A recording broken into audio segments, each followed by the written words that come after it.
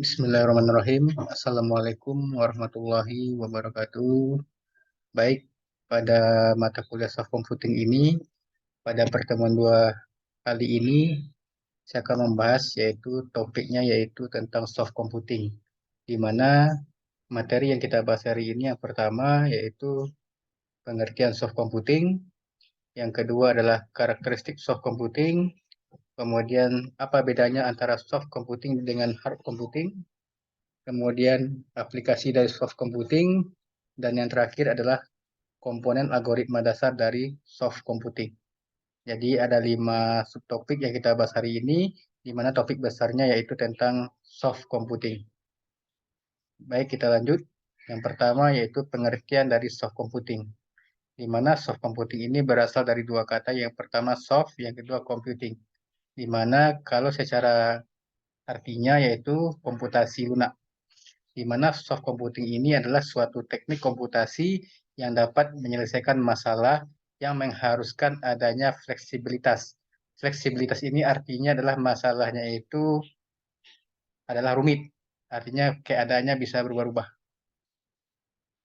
Kemudian soft computing adalah suatu teknik komputasi untuk menciptakan suatu sistem yang cerdas. Jadi ini secara umum pengertian dari soft computing, di mana soft computing itu adalah suatu teknik komputasi yang dapat menyelesaikan masalah yang mengharuskan adanya fleksibilitas. Artinya fleksibilitas di sini adalah masalahnya adalah rumit dan kompleks. Kemudian soft computing juga bisa diartikan adalah suatu sistem cerdas yang memiliki keahlian yang mirip manusia dalam satu domain tertentu, menyesuaikan diri dan belajar untuk menjadi lebih baik di lingkungan yang dapat berubah-ubah. Nah, di situ juga kita dapat kategorikan itu yang namanya fleksibilitas tadi. Kemudian soft computing adalah suatu model pendekatan untuk melakukan komputasi dengan meniru akal manusia dan memiliki kemampuan untuk menalar dan belajar dari lingkungan yang penuh ketidakpastian dan ketidaktepatan. Ini menurut ahli yang namanya Zhang pada tahun 1997. Kemudian soft computing diperkenalkan oleh ahli yang bernama Lotfi Azadeh pada tahun 1992. Ini adalah Bapak Lotfi Azadeh, yaitu penemu dari soft computing. Kemudian kita lanjut karakteristik dari soft computing, di mana soft computing adalah suatu teknik yang memberikan solusi perkiraan tetapi tepat untuk masalah kehidupan nyata, di mana algoritma soft computing ini bersifat adaptif. Adaptif di sini artinya dia dapat menyesuaikan diri dengan lingkungan. Artinya algoritma soft computing ini bersifat adaptif, sehingga proses saat ini tidak terpengaruh oleh segala jenis perubahan di lingkungan. Artinya dia dapat menyesuaikan diri dengan masalah-masalah yang berbeda-beda. Kemudian konsep soft computing ini didasarkan pada pembelajaran dari data eksperimen. Hal ini berarti komputasi lunak tidak memerlukan model matematik untuk menyelesaikan masalah yang ada. Kemudian komputasi lunak atau soft computing ini membantu pengguna untuk memecahkan masalah dunia nyata dengan memberikan hasil perkiraan yang tidak dapat dipecahkan oleh model konvensional dan analitis. Ini didasarkan pada logika fuzzy, algoritma genetik, kemudian machine learning, jaringan syaraf tiruan atau artificial neural network, dan sistem pakar. Jadi ini dasar-dasar dari soft computing. Kemudian kita lanjut lagi, apa bedanya soft computing dengan hard computing? Di mana ada 4 perbedaan antara hard computing dengan soft computing. Di mana yang pertama, hard computing itu sifatnya adalah certainty. Artinya adalah certainty ini adalah suatu teknik yang dapat menyelesaikan masalah yang pasti. Artinya titik awalnya kita ketahui dan titik tujuannya sudah kita ketahui. Itu artinya masalahnya pasti. Kemudian kalau uncertainty artinya untuk soft computing, artinya soft computing ini dapat menyelesaikan masalah yang penuh ketidakpastian. Artinya di sini kita bisa analogikan titik awalnya kita belum tahu dan titik akhirnya kita belum tahu. Itu artinya adalah uncertainty. Jadi kalau hard computing tadi adalah certainty, artinya masalahnya itulah pasti. Artinya kita tahu titik awalnya dan kita tahu tujuannya di mana. Tapi kalau pada soft computing sifatnya adalah uncertainty, artinya masalahnya penuh ketidakpastian. Artinya kita belum tahu titik awalnya dan kita belum tahu titik tujuan akhirnya di mana. Contoh, pada pada hard computing ini, untuk certainty ini kita bisa gunakan algoritma yang namanya misalnya backward chaining, kemudian forward chaining. Tetapi kalau pada uncertainty, nah kita bisa gunakan teknik yang namanya fuzzy logic atau logika kabur atau logika fuzzy. Kemudian sifat yang kedua pada hard computing, dia bersifat finite. Tapi kalau pada soft computing, sifatnya adalah infinite. Nah, maksudnya gimana?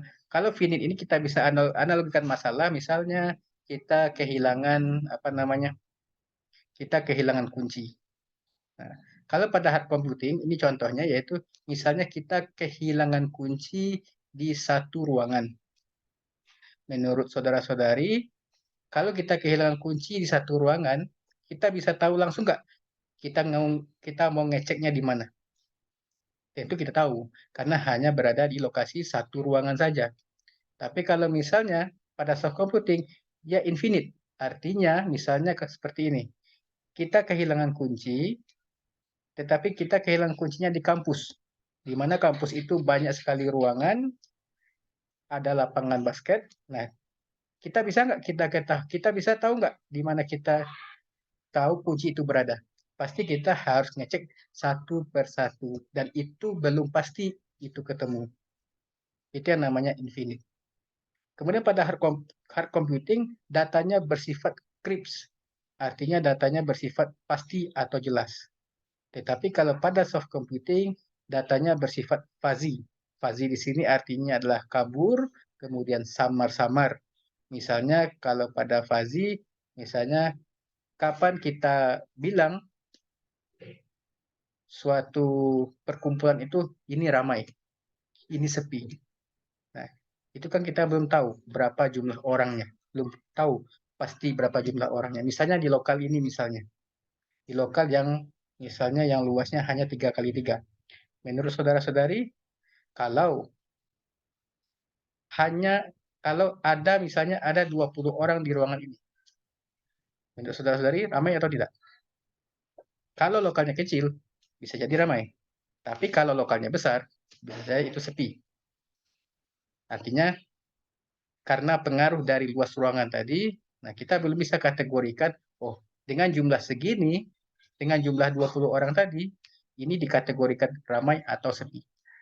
Itu yang namanya fuzzy, artinya datanya itu belum pasti atau belum jelas. Kemudian pada hard computing, datanya itu komplit. Tapi kalau pada soft computing, datanya bersifat incomplete, artinya tidak lengkap. Kemudian aplikasi soft computing pada kehidupan sehari-hari, kita bisa terapkan yang pertama pada sistem kontrol atau sistem kendali, kemudian pada bidang optimasi, kemudian pada bidang industri, kemudian pada bisnis dan keuangan, kemudian pada transportasi, kemudian pada pengolahan citra. Di mana misalnya pada sistem kendali, ya. Pada sistem kendali ini contohnya adalah suatu alat yang namanya AC, di mana AC-nya itu bersifat otomatis. Nah, AC-nya itu misalnya ketika ketika jumlah orang ramai, maka AC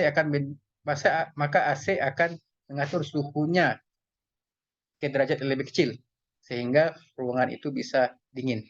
Tapi kalau di ruangan itu hanya satu orang, AC itu bisa menyesuaikan diri berapa suhu yang diaturnya. Artinya AC di sini adalah bersifat otomatis. Contohnya lagi adalah mesin cuci.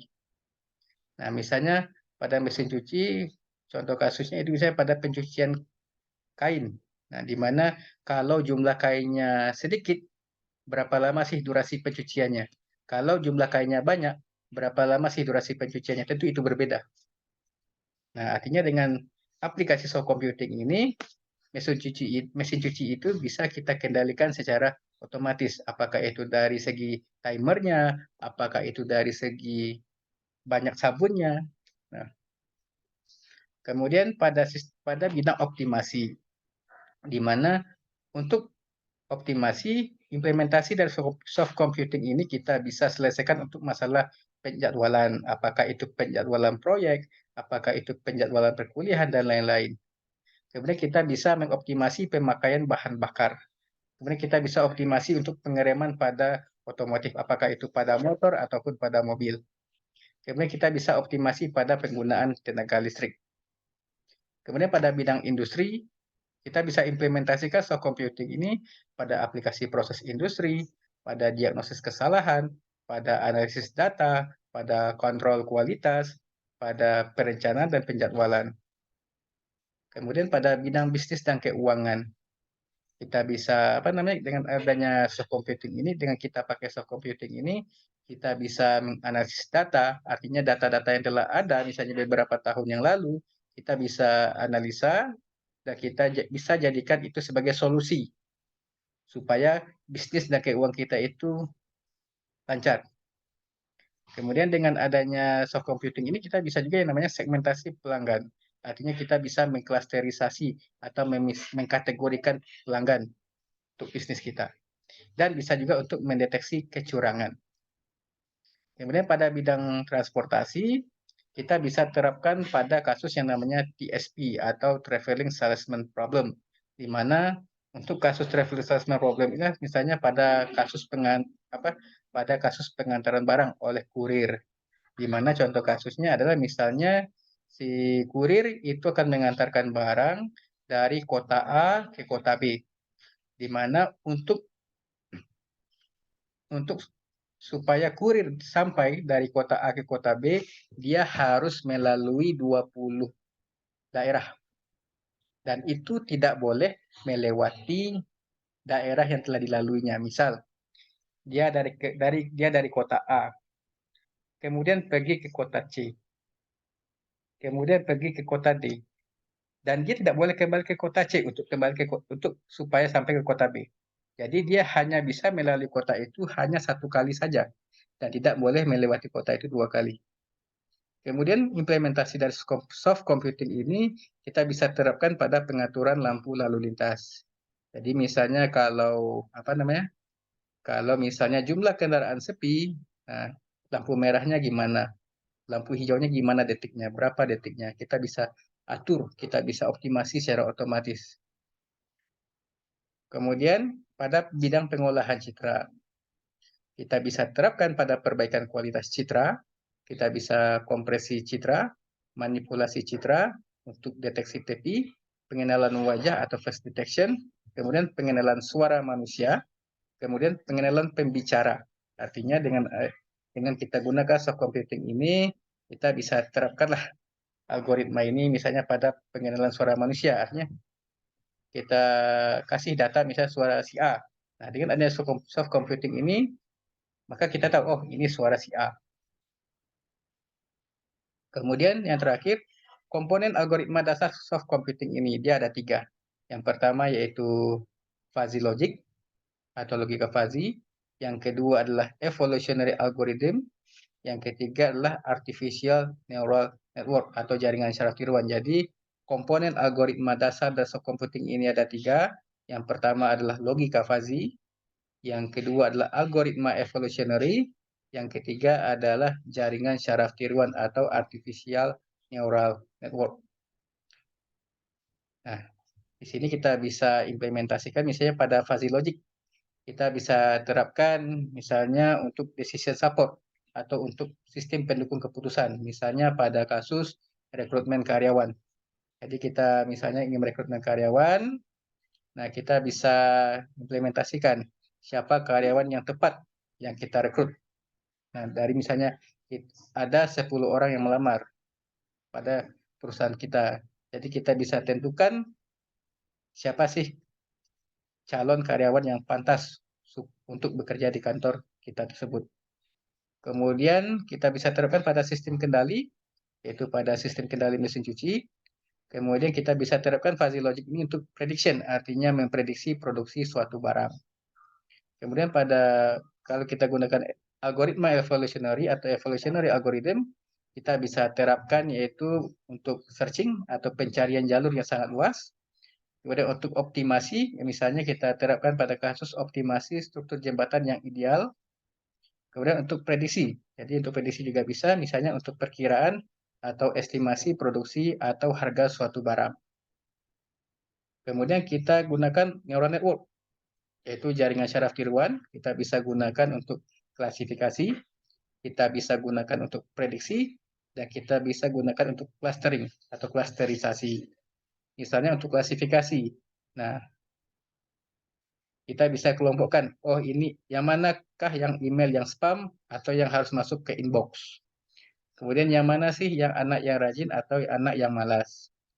Kemudian kita juga bisa untuk memprediksi, misalnya untuk memprediksi harga barang, untuk memprediksi cuaca, dan lain-lain. Kemudian untuk klasterisasi, yaitu misalnya daerah ini klaster apa, daerah ini klaster apa. Kita bisa klasterisasi. Oke, sampai di sini. Kalau ada yang ditanyakan, silakan ditanyakan di grup WA saja. Mungkin untuk materi materi hari ini saya cukupkan. Jika ada kesalahan kata atau kekhilafan kata, saya mohon maaf. Wabillahi taufik wal hidayah. Assalamualaikum warahmatullahi wabarakatuh.